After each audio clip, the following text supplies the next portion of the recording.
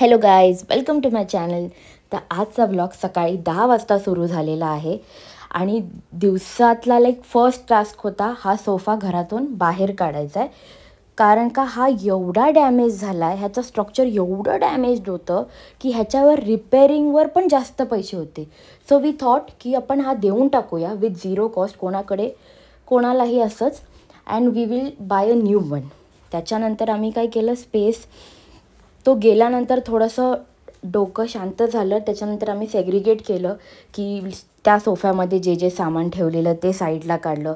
Side by side DMart पण आलं.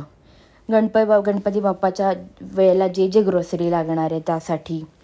त्याच्यानंतर आम्ही विचार केला आता साफसफाई केलीच पाहिजे. तर फर्स्ट होतं फॅन्स क्लिअर केले, फुल डन. त्याच्यानंतर आलो किचनमध्ये. किचन किती वेळा पण क्लिअर केलं ना तरी किचन क्लिअर होतच नाही. ट्रॉलीज बोला, किचनचे युटेन्सिल्स बोला, आतमधले क्रॉकरीज बोला, तो मेसच आहे. त्यावरतून फ्रीज पण. आणि हा मेस क्लिअर करायला आम्हाला अख्खी रात्र गेली गाईस.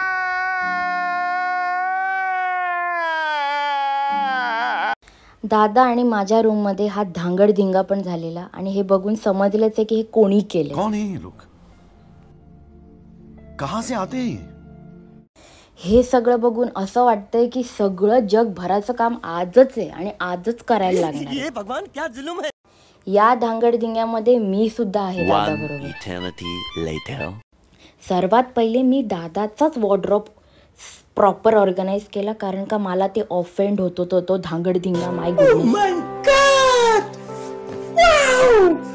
Self pampering is must. सगळं काम झाल्यावर मी गेली फेशियल करायला. त्याच्यानंतर रात्री दादा आला आणि आम्ही डेकोरेशनला घेतलं. गाईज, डेकोरेशन एक दिवस आधीच होतं, आदल्या रात्रीच होतं. आपण कितीही प्लॅन करू, आपण कितीही सगळं आणून ठेवू, ते एक रात्री आधीच होणार आहे. आणि इथे हा खूप टीडियस टास्क होता, पण दादानी खूप शांतीने केला, विथ पेशन्स.